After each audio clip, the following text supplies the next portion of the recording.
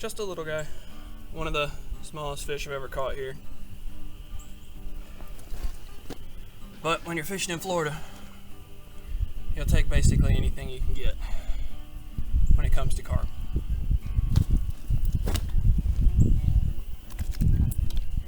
That one came off of a couple pieces, I think about 5 pieces of Rod Hutchison hardcorn. Yeah. Just a little beautiful bar of gold right there on this little rocky bank. Fixing to get a storm in. Beautiful carpy weather. It's 56 degrees in February. One of the few good things about the state of Florida. But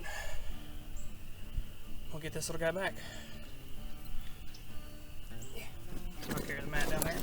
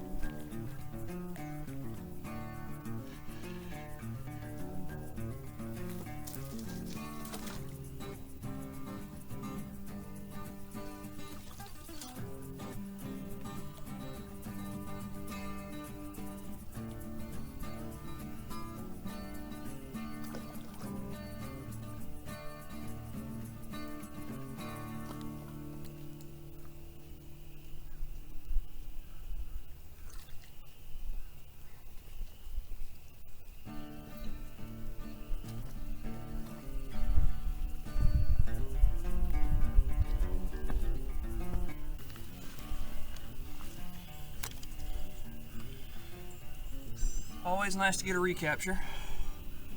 Caught this fish about a week ago. I can tell because she has a scar on her lip, and she's got a very distinctive scar right there on that side, which I don't think you can tell, or you can see from your angle. That's a nice fish. This fish will go about 15 pounds at best. She's definitely the biggest fish I've caught this year. Like I said, I caught her last week. She was about the same size.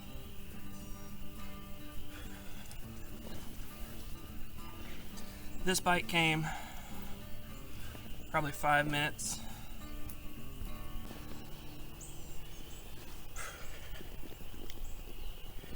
She's angry.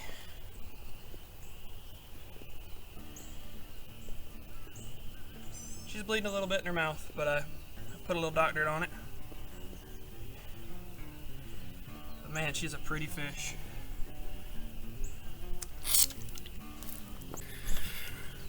She's got this distinctive scar along her lateral line there on that side. Whew, you're angry today. She's got a little bit of some scarring right in this area as well. And I'm gonna show you the mouth. Solid, thick bar of gold right there.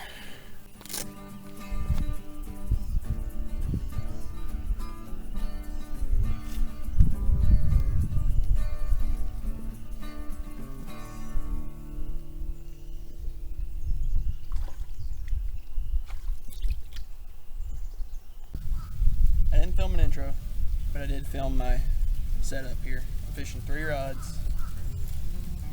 I started off the morning, first rod in the water was about 5 kernels of Rod Hutchison hard corn, swan mussel flavor. There's a ton of mussels out here. In the summer, whenever we catch catfish, they're always full of them. So I figured that would be a good place to start out. Also spotting out, the only thing I'm spotting out is sweet corn right now. And that hard corn is just harder, it stays on the hook better, or the hair better. Right now it's actually out there with 2 kernels of the hard corn and 4 kernels of sweet corn. I missed the second bite on that rod. The second rod that got bit was a 15 mil Scopex boilie and one of these DNA baits, Fluoro Range Raspberry pop-ups. It's 12 mil to top off the Snowman. Gives the hook perfect amount of buoyancy down here, just gives them a little bit of something high vis to see. Catch a ton of fish with that. I top it off on pretty much every bait that I use just to help lighten it up, whether it's a 20 mil bait or a 15 mil bait. It doesn't pick them up off the bottom where they fly around, where they wiggle around in the current. Just, it works out nice. And there's a lot of mulberry trees, and especially in the springtime when they're dropping, the fish go crazy over anything fruit flavored here.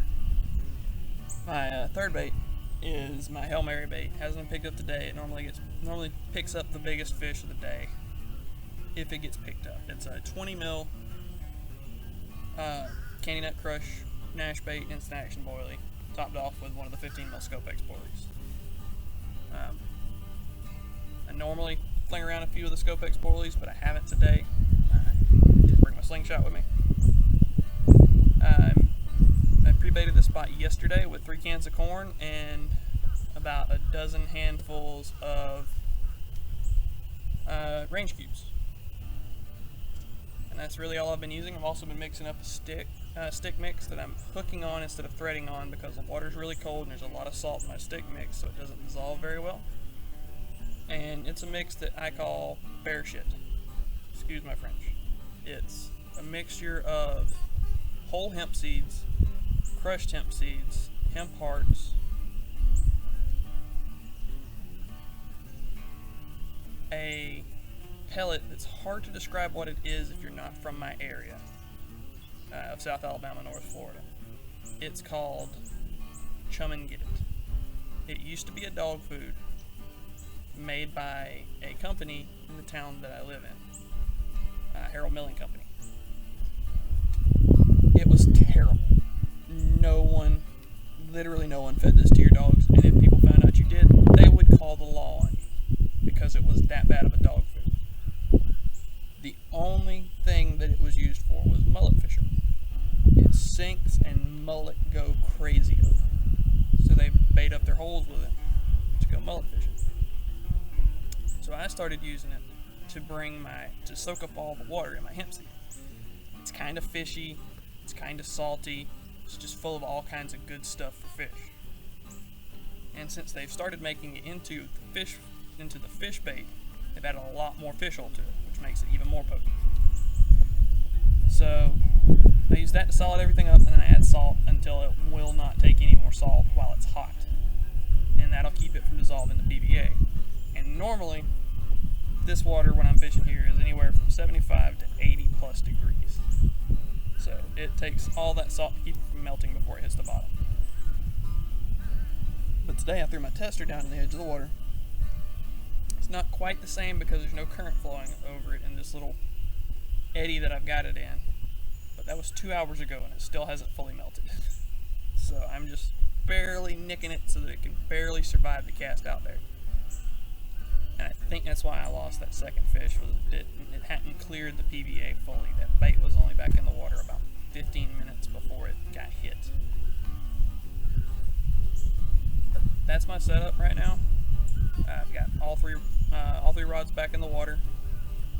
Sitting here hoping for another fish.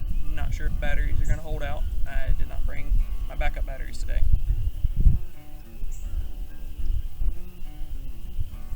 But we'll see how it works out.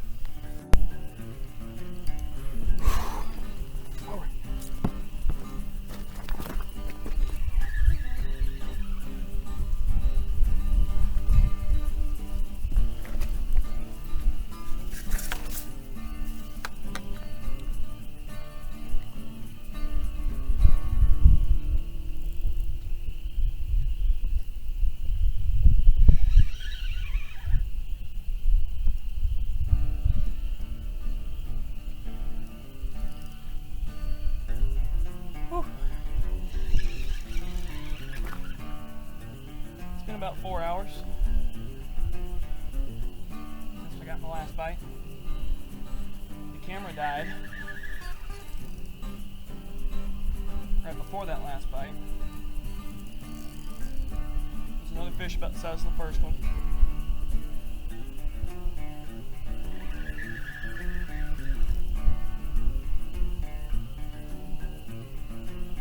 I just walked up to the car, pulled the camera off the charge. I was going to watch back some of the video to see how it came out. And I hadn't been back in my chair 30 seconds. And off the rod went with probably the biggest bite of the day so far. He's kited right around this tree over here. Isn't bad. Keeps him out of my other lines.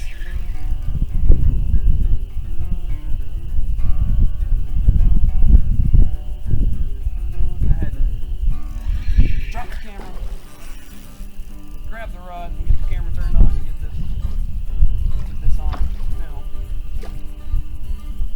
As you can tell, the front's really starting to roll in.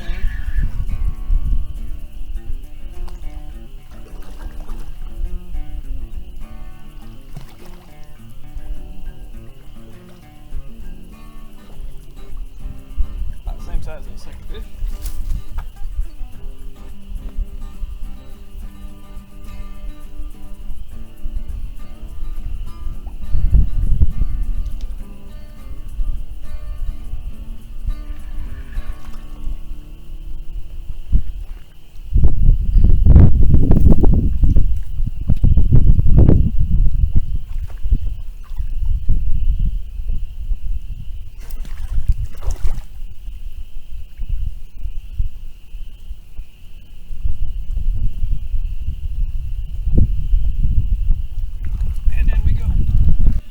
This one,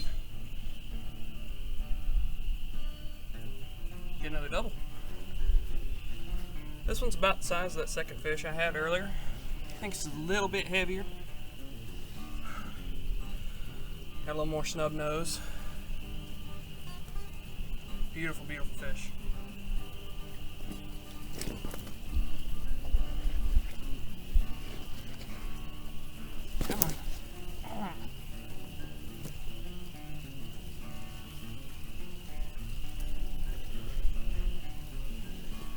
That one's a first. Having a flop just right got me with the fin.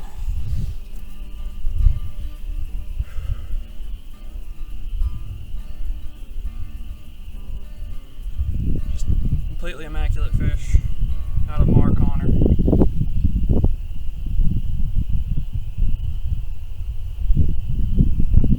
Not a scratch in her mouth except the one that I just made.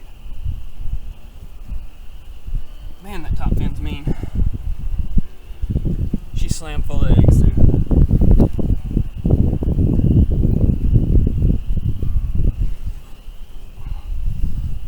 Beautiful fish. Full of eggs, not a nick on her mouth, except the one she just got.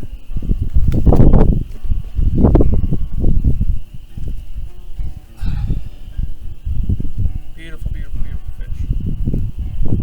That's number 4 for the day. That's an upper teen. Oh, easy girl. Let's get her back in the water.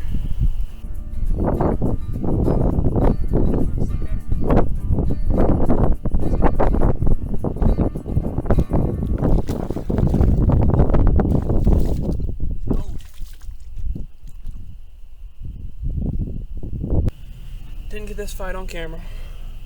Wasn't much of a fight. Whew. Keep calm. Stay still, mama. But this is gonna be my last fish of the day. Right as she bit and I picked up the rod, an otter stuck her head up out of the water, so I imagine my day's pretty much over with because of that. But look at that. Fatty McFat fat right there. She's slam full of eggs.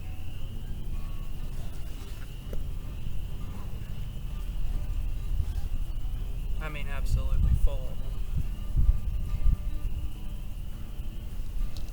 But my batteries are dying. Having to keep running up to the car to plug them in. I think I'm gonna call it for today. Reeling these other 2 rods, untangle the mess that she made, because she just instantly got into another one of my rods. And I'm gonna call it there. Look at the belly on her. I always love to see them when the scales start to stretch.